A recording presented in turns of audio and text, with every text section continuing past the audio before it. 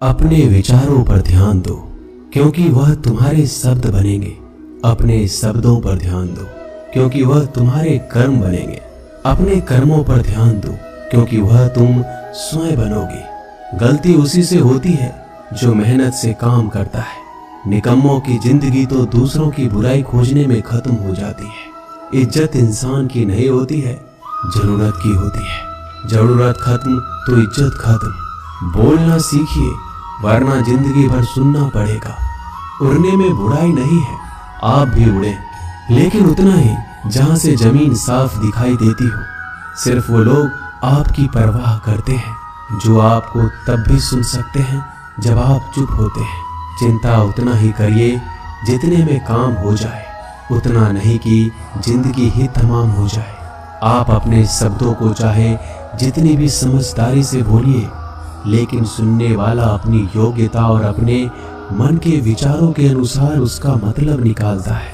यकीन करो, जो तुम्हें भूल चुका है वो भी याद करेगा। बस उसके मतलब के दिन आने दो। कहानी जिंदगी की यही है कि इसमें मनचाहा किरदार नहीं मिलता। जिंदगी तो अपने दम पर ही जी जाती है। दूसरों के कंधों पे तो सिर्फ जनाजे उठाए जाते हैं। आपकी मुस्कान आपके चेहरे पे भगवान के हस्ताक्षर है।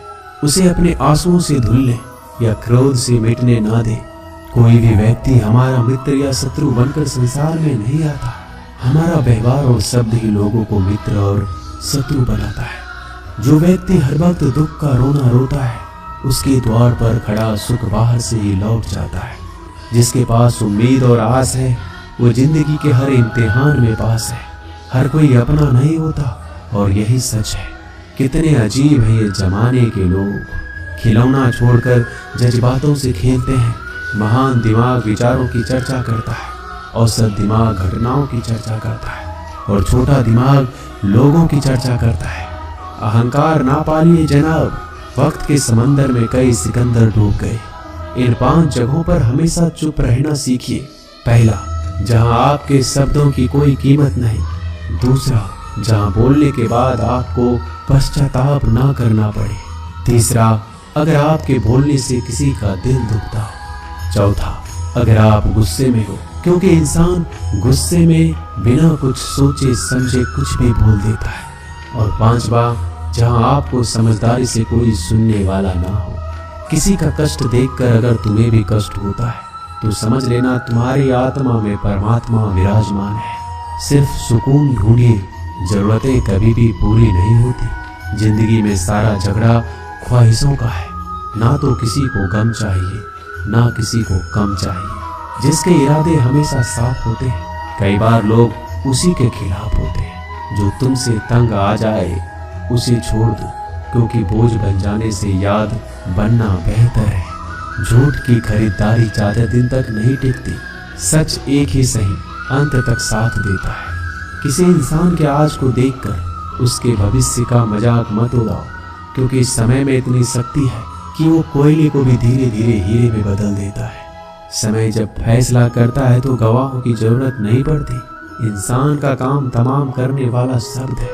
कल करूंगा, ना तो अधिक बोलना अच्छा है, ना ही जरूरत से ज्यादा चुप रहना। जैसे बहुत अधिक वर्षा होना भी अच्छी बात नहीं है, और बहुत अधिक धूप भी अच्छी नहीं होती।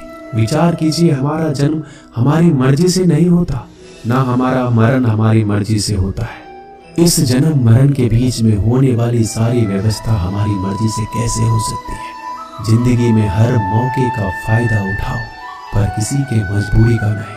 अगर जिंदगी मौका देती है तो धोखा भी देती है। जिंदगी की सबसे अच्छी दवा है जिम्मेदारी। एक बार पी लीजिए साहब, जिंदगी भर थकने नहीं देगी। जीवन में प्रयास सदैव कीजिए। लक्ष्य मिले या अनुभव, दोनों ही अमूल्य है। जिंदगी में तकलीफें तो हवा के झोंकों सी होती है, जो आती है और चली जाती है। पर ये जब जब आती है तो सभी के नकाब उतार कर जाती है। जो आपने सोचा है जरूरी नहीं कि वो मिल जाए, मगर जो भगवान ने सोचा है वो आपको जरूर मिलेगा। इंसान कर्म करने में अपनी मनमानी कर सकता है, मगर फल भोगने में अपना वो होता है जिसके साथ बातें खुलकर की जा सके। ना कि संभल कर मनुष्य अहंकार और गलतफहमी के कारण महत्वपूर्ण चीजों से दूर रहता है। गलतफहमियां सच नहीं बताती और अहंकार सत्य को देखने नहीं देता। अगर आपके साथ जिंदगी खेल रही है तो आप निश्चित ही एक बेहतरीन खिलाड़ी होंगे। जिंदगी का काम है ठोकर मारना, बिखरना है या निखरना है ये तो आप पर निर्भर करता है। आज तुम्हारे जीवन में कितनी मुसीबतें हैं इससे कोई फर्क नहीं पड़ता। फर्क पड़ता है तो बस इस बात से कि तुम उसका सामना कैसे करते हो।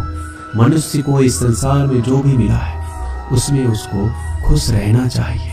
जो नहीं मिला है उसके लिए दुख नहीं मनाना चाहिए। इंसान ने जितना उसके लिए सोचा है भगवान ने उसके लिए उससे ज्यादा सोच कर रखा है। इसलिए कभी भी किसी चीज के बारे में चिंता मत करो। प्रभु श्री राम ने घर में विरोध सहा है, कान्हा ने भी समाज में बहुत सहा है और यह आपके साथ भी होगा।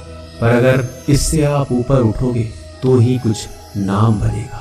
दूसरों पर निर्भर रहने वाले लोग कभी खुश नहीं रह पाते। इसलिए इस लायक बनिए कि आपकी इच्छाओं का आप स्वयं पूरा कर सके। एक गांव में आग लग गई। आग बढ़ती जा रही थी। गांव वाले अपनी जान बचाने हेतु इधर उधर भाग रहे थे। एक चिड़िया ने इस दृश्य को देखा और अपनी चोंच में पानी भरकर आग बुझाने का प्रयास करने लगा।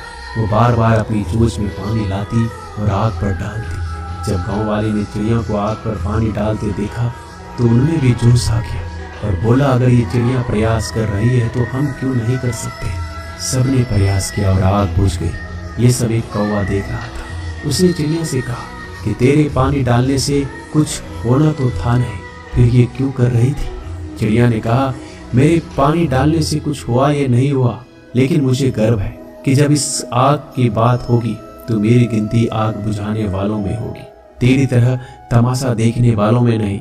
एक बार एक किसान अपने खेत में काम कर रहा था। खेत में काम करते करते किसान की घड़ी खो गई।